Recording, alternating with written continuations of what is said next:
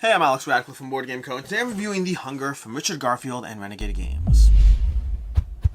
Technically, I think this is actually from Ori Games, distributed in the US by Renegade Games, but either way, The Hunger from Richard Garfield is a deck-building game of push your luck of trying to get back to the castle in time. In this game, you're playing as vampires. You're playing as vampires through, you're going to start off the game all nice and hungry and refreshed and ready to start utilizing your speed and your deck of cards in order to run around the village and to head out from the mountains, head down from your castle to your cemetery, to the mountains, down to the plains, and then into the forest to slowly hunt more and more humans. The problem with hunting humans is eventually they're going to clog up your deck and they're going to get in the way of your speed, and the problem is, as vampires are wont to do, you have to make your way back to the castle before dawn comes up, or else poof, you're going to be a puff of dust and smoke, and all those precious victory points you gathered along the way are, well, wasted. So again, basic idea, deck building game, your deck's going to get clogged as you play, as you try to hunt humans, try to gather many points, but make sure to make your way back to the castle by the end of 15 rounds. To that end, like I said already, you're going to go ahead and every single round, you start your deck with 6 cards, and you're going to go ahead, you're going to pick a vampire, start your deck, go ahead and play 3 cards. Over here is my speed currently. We have 2 + 1 + 2. My speed is currently 5 as I try to figure out how to make my way down from the castle. This one has an asterisk, which means sometimes you want to look at your abilities to see how relevant they are. In this case, this ability will not help me at all, but I do have 5 speed, and I'm going to go ahead and go 1, 2, 3, 4, 5. Now the problem is I used all 5 speed, which means I cannot use any of my speed to hunt from any of the available options over here. So that's going to be my turn. I'm just going to call that a day. I'm not going to hunt anything. The other players will take their turn. Maybe they'll wander over here. A player will hunt that. We'll have this guy go ahead and wander here. A player will hunt that. And then at the end of the round, we're going to go ahead and have these cards shift down. We'll advance the turn marker, and we'll put new cards down into the first column as cards shift down. We're going to go back to the next turn, and then from there we're going to go ahead and take their turns. And this is where turn order is determined by people who are furthest out go first. There's a whole pathway as far as how turn order is determined, as far as the closer versus further they are. You're going to be going down a chain of whether you're in the mountains, the plains, or the forest, on which pathway, whether you're in the road, the railway, or on ocean, and then even within then who's further along each pathway. So you'll go through that termination. In the meantime, I'm going to go ahead and gather my remaining 3 cards over here, and I have much more speed this turn. I have 4, 2, 3. I think I'm going to go ahead and use 7. I'm going to go ahead and rush down as fast as possible. I'm going to spend 7 to go ahead and go 1, 2, 3, 4, 5, 6, 7. Can I afford to go any further at all?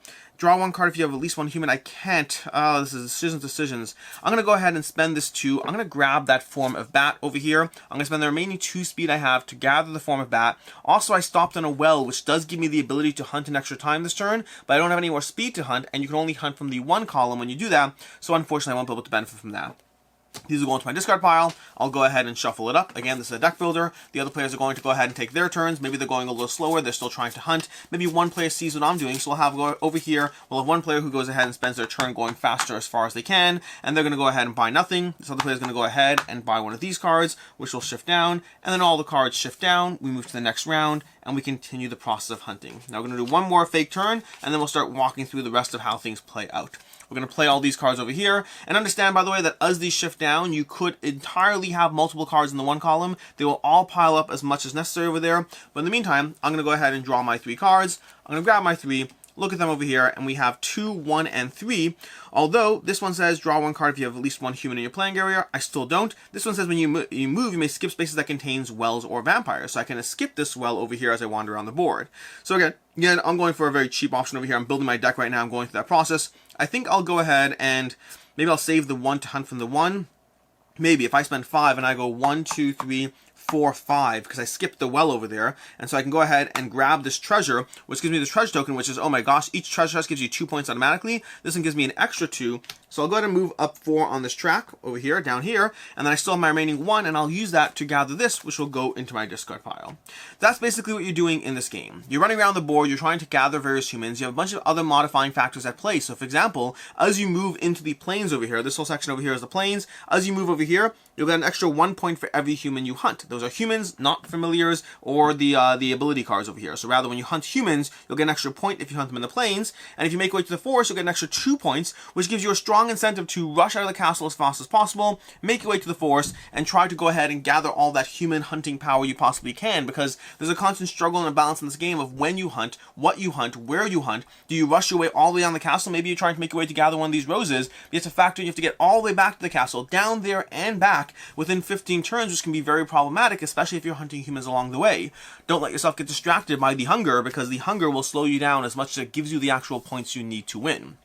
Along the way, you have a bunch of other pathways you're trying to go for, a bunch of other spots you can gather. There's a treasure we talked about already. There's going to be face up and face down treasure depending on the icon on the board. There's going to be a handful of spots where you can go ahead and purge your deck. If you land in one of these spots, and you have, let's go ahead and land here. Let's pretend this is in our discard pile. When you land in one of these spots with the matching symbol, you can go ahead and take one of these cards out of your discard pile and put it into your digestive area, which is effectively a way of saying that you still keep the points you want for this card, but it no longer clogs you up. Because one of the things you can probably see over here is your hunting cards. Your vampires have ranges of 1 to 3 speed, but humans often have 0 speed, but they compensate with points and with abilities that will either help or hurt. Then you have the familiars who will help you. These will enter your play area and stay in your play area. And then we have the straight up abilities, which will add, vampiric strength. You may hunt an extra time this turn. So you have a lot of abilities, a lot of familiars, and a lot of humans. Humans being the primary focus of points, but also the thing that clogs your deck.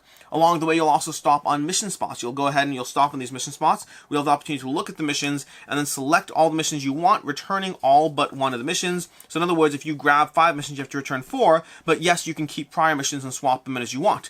We have On a Diet. Gain 5 points if you have hunted fewer humans than any of the other vampires. We have Picky. Gain 6 points if you haven't hunted any humans who are worth 5+ points. In general, these missions will give you extra ways of earning anywhere from 1 to 10 points for a mission. Generally 5 or 6 is the closer number, but they have these cards that will give you multipliers, so if you can optimize around those, you can get a chunk of points. But the combination of the missions, the treasure chests, the humans you're hunting, where you hunt those humans, trying to give you that incentive to rush to the forest, so you can actually go ahead and get those more popular, more beneficial hunts, but trying to make your way back to the castle in time. That's a big part of the game, because this game does have an easy mode, but if you're not playing it on easy mode, you're going to have a total of 15 turns to wander out of the castle, to wander back to the castle, and if you end your turn on one of these 3 cemetery spaces, you can still win, but you lose 5 points. And if you end your turn in the castle, you get to go ahead and claim one of these blood droppers over here, which means there's a big difference between making your way back to the castle at all versus landing in the cemetery spaces versus not landing there at all and just going poof in a puff of smoke.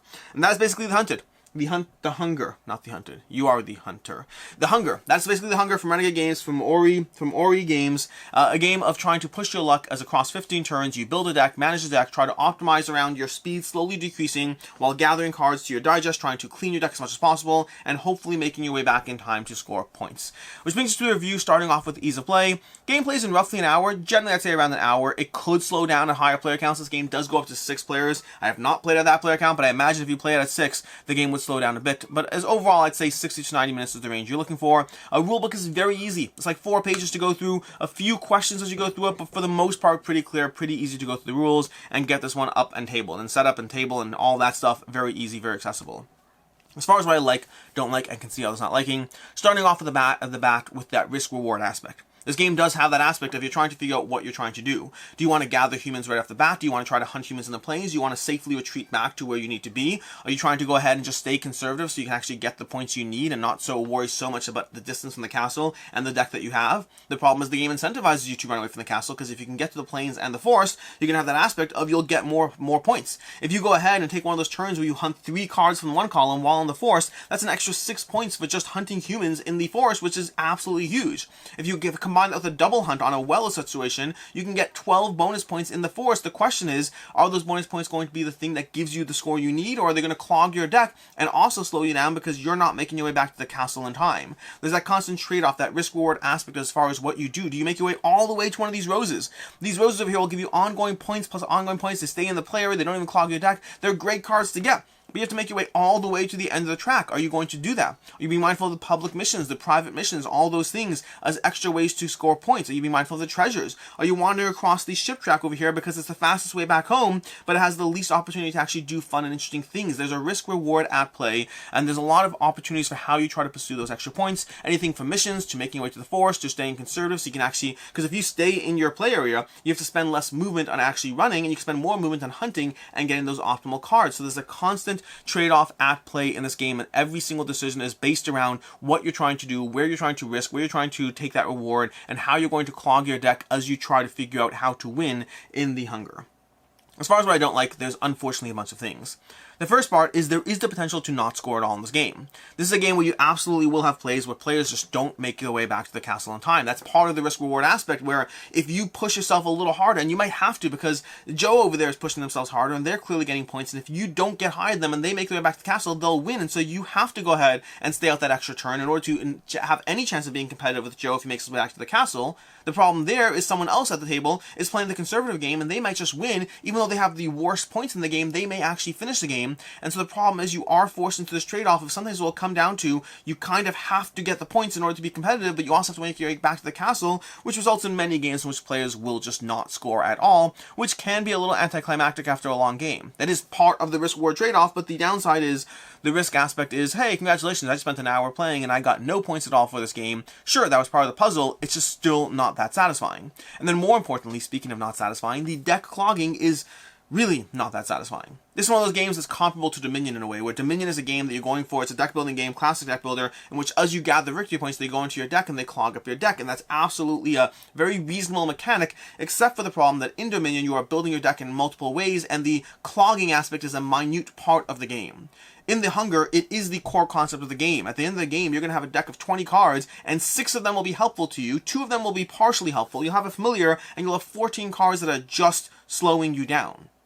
The primary concept here is not that you get slightly less efficient, is that you get massively less efficient as you play the game, and there's not a lot of opportunity for weeding your deck either, so the core concept of the game is you start off feeling powerful, and you feel less and less powerful as the game progresses, which is just not a fun mechanic. Does it work as far as a strategically viable game? 100% it does.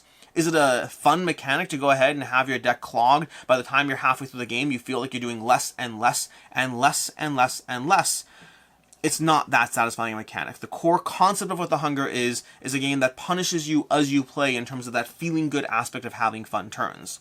As far as I can see others not liking, first of all, there is low player interaction in the game. You're primarily fighting over these cards over here. Past that, you're running out over here. You can bump vampires as you land them, but that's basically it. Very low player interaction. It's basically just running your own little engine, having a little race game, a little bit of mindfulness around the other players as far as what they're trying to do and whether they're likely to make it back in time. But that's basically it. And then secondly, the fiddly first player rules every single round is a little bit annoying to try to go through the tier. It's like 7 tiers as far as if you're here, then you're here, then you're here, and if you're here, then in this track, then in this track, then in this track, and then based on this, whoever's closest to that. It's not the craziest, you pick it up quickly enough, but it's a little tedious as far as the first player rules in the game.